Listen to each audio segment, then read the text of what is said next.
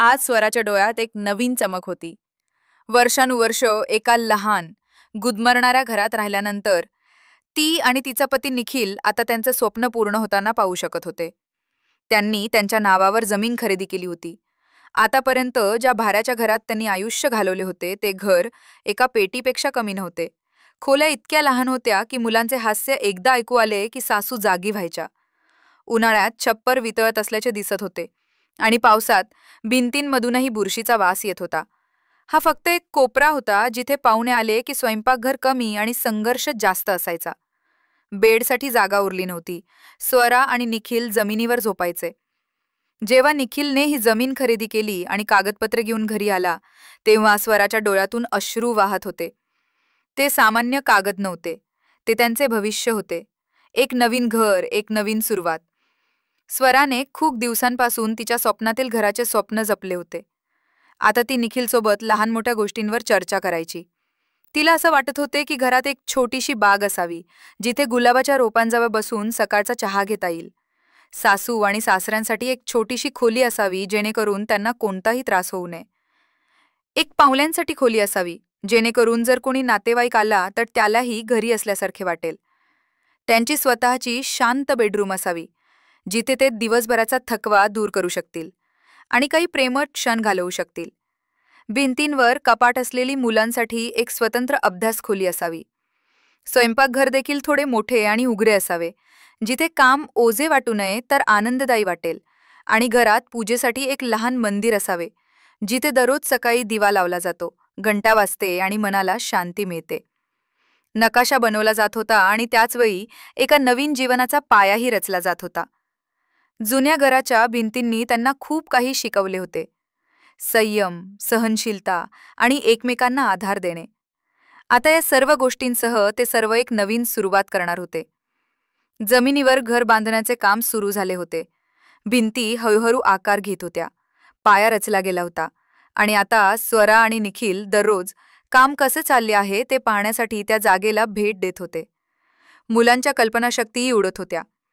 सासू आणि सासऱ्यांच्या डोळ्यातही समाधान दिसत होते. प्रत्येकजण आपापल्या पद्धतीने त्यांची अपूर्ण स्वप्ने पूर्ण करण्याचा विचार करत होता. दरम्यान एके दिवशी अचानक निखिलची बहीण काव्या तिच्या माहेरी आली. ती तिच्या सासऱ्यांच्या घरात तिच्या पती आणि मुलांसह खूप आनंदी होती आणि जेव्हापासून तिला कळले की तिच्या भावाने जमीन खरेदी केली आहे आणि घर बांधायला सुरुवात केली आहे तेव्हापासून तिला ती जागा पाहण्याची इच्छा होती. पण आज ती कोणालाही न सांगता तिच्या माहेरी आली होती. स्वराने तिचे खूप प्रेमाने स्वागत केले. तिने बाहेरून नाश्ता मागवला होता. काव्याला हलवाईची कचोरी आणि समोसे खूप आवडले. त्यात गरम जलेबी देखील वाढली होती. दुपारी तिने छोले, भात, शाही पनीर आणि कोरडी भेंडी बनवली होती. मिष्टांनासाठी तिने खीर बनवली होती जी काव्याला खूप आवडली. निखिलला त्याच्या बहिणीला भेटून खूप आनंद झाला. जेवण झाल्यावर त्याने काव्याचा हात धरला आणि म्हणाला, चल छोटी, मी तुला माझे नवीन घर दाखवतो. काव्याचा चेहराही हसला. ती भाऊ आणि वहिनीसोबत बाजूला पोहोचली. निखिल तिला पूर्ण उत्साहाने सांगू लागला, इथे एक छोटी बाग असेल, ही मम्मी पप्पांची खोली आहे, ही आमची पाहुण्यांची खोली आहे आणि ही मुलांची अभ्यासाची खोली आहे आणि तिथे एक छोटे मंदिर असेल. काव्या शांतपणे सगळं पाहत होती. तिची नजर काही वेळ प्रत्येक खोलीवर थांबत असे, जणू ती स्वतःमध्ये काही बेरीज आणि वजाबाकी करत होती. मग अचानक तिचा आवाज थोडा तीक्ष्ण झाला आणि ती म्हणू लागली, आणि माझी खोली कुठे आहे? निखिलला त्याची बहीण मस्करी करत आहे असे वाटून प्रथम तो हसला. पण जेव्हा त्याने त्याच्या बहिणीच्या डोळ्यात गांभीर्य पाहिले तेव्हा त्याचे हास्य हळूहळू गायब झाले आणि तोही गंभीर झाला आणि म्हणाला, तुझी खोली म्हणजे ही पाहुण्यांची खोली आहे, बरोबर? दर कोणी आले तर त्याला फक्त पाहुण्यांच्या खोलीतच ठेवले जाईल. काव्या हळूच म्हणाली, याचा अर्थ मी माझ्या माहेरी पाहुणी आहे. माझ्यासाठीही एक वैयक्तिक खोली असावी. मला माझ्या आईवडिलांच्या घरी एक खोलीही मिळू शकत नाही का? निखिल घाबरला. काही क्षण शांतता पसरली. स्वराही स्तब्ध झाली. तिने काव्याच्या खांद्यावर हात ठेवला आणि म्हणाली, दीदी, आम्ही घराची प्रत्येक वीट खूप विचारपूर्वक बांधली आहे. बजेट खूप मर्यादित आहे आणि जमीनही लहान आहे. आम्ही या घरासाठी खूप त्याग केले आहेत. पाहुण्यांसाठी खोली याच उद्देशाने ठेवली आहे जेणेकरून जेव्हा तुम्ही किंवा इतर कोणीही भेटायला याल तेव्हा त्याला आरामदायी वाटेल. तो बाहेरचा आहे असं वाटू नये आणि त्याच्या येण्याने कुटुंबातील सदस्यांना त्रास होत आहे. काव्याने थंड डोळ्यांनी तिच्या वहिनीकडे पाहिले आणि म्हणाली, आजपर्यंत मला असे वाटायचे की मी माझ्या कुटुंबाचा एक भाग आहे, पण आज तुम्ही माझी तुलना पाहुण्यांशी केली आहे. निखिलने प्रकरण हाताळले आणि म्हणाला, काव्या, तू समजून घेण्याचा प्रयत्न कर. आम्ही हे घर आमच्या मुलांसाठी, मम्मी पप्पांसाठी मर्यादित साधनांसह बांधले आहे. जर जमीन आणि पैशाने आम्हाला साथ दिली असती तर आम्ही बरेच काही बांधले असते. म्हणून जेव्हा तू तुमच्या पालकांच्या घरी याल तेव्हा हे घर तुमचेच असेल, पण आणखी एक खोली बांधणे शक्य नाही. काव्याच्या डोळ्यात थोडासा राग दिसत होता. ती काहीही न बोलता मागे वळली आणि तिथून वेगाने निघून जात म्हणाली, ठीक आहे भाऊ, तुला जे योग्य वाटेल ते. मी माझ्या सासरच्या घरी परत जात आहे. असे म्हणत तिने टॅक्सी पकडली आणि तिथून निघून गेली. निखिलला आता काहीही बरे वाटत नव्हते. त्याच्या बहिणीच्या बोलण्याचा भार त्याचे मन जड करत होता. स्वराने त्याचा हात धरला. तिच्या डोळ्यातही अश्रू होते. काव्याच्या बोलण्यामुळे नवीन घराचा सगळा आनंद कुठेतरी हरवून गेला. काव्याचे शब्द निखिलच्या कानात वारंवार घुमत होते. स्वरा देखील खूप दुःखी दिसत होती. जेव्हा निखिल घरी परतला आणि आईला सर्व काही सांगितले तेव्हा माधुरीजी स्तब्ध झाली. तिला तिच्या मुलीची ही गोष्ट खूप विचित्र वाटली. दुसऱ्या दिवशी सकाळीच तिने तिची बॅग पॅक केली आणि तिच्या मुलीच्या घरी निघून गेली. स्वराने तिला बाहेर येताना पाहिले तेव्हा तिने विचारले, आई, तू आता कुठे जात आहेस? तर तिने सांगितले की मी काव्याच्या सासरच्या घरी जात आहे. स्वरा म्हणू लागली, आई, जर ती तुम्हालाही काही चुकीचे बोलली तर काय होई? मग माधुरीजी म्हणाली की जर मुलगी चुकली तर आईला तिला सांभाळावे लागेल, म्हणूनच मला जावे लागेल. 1 तासात ती तिच्या मुलीच्या सासरच्या घरी पोहोचली. काव्याने दार उघडले तेव्हा तिला तिच्या आईला समोर पाहून आश्चर्य वाटले. ती आश्चर्याने म्हणाली, आई, तू मला सांगितले नाहीस?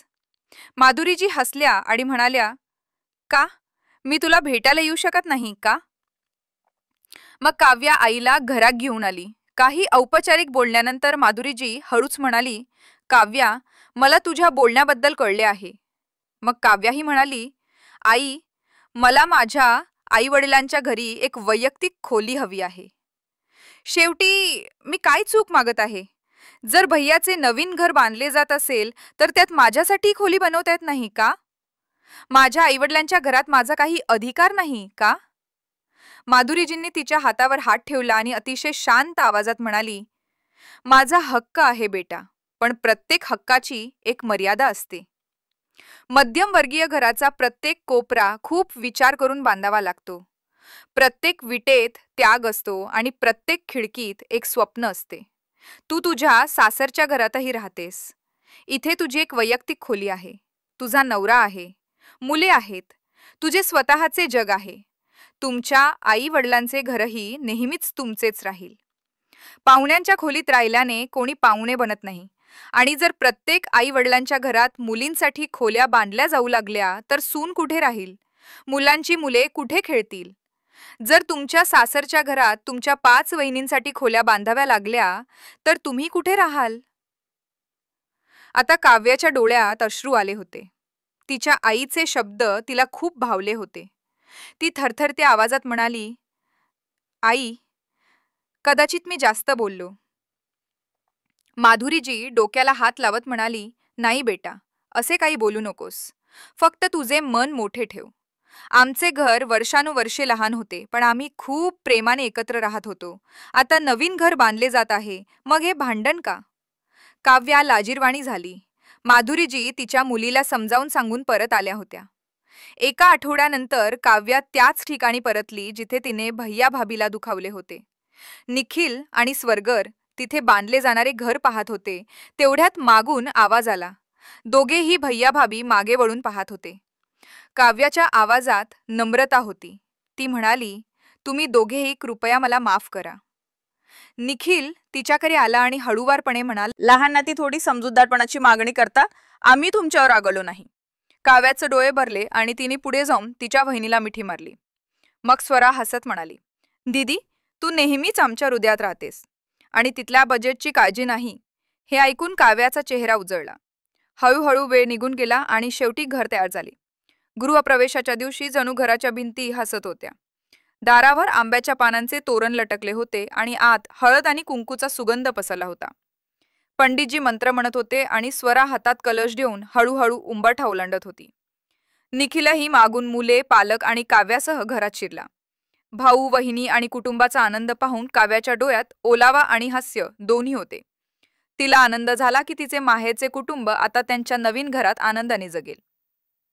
मित्रांनो, नातेसंबंधांच्या भिंती समजूतदारपणा आणि प्रेमाने टिकतात.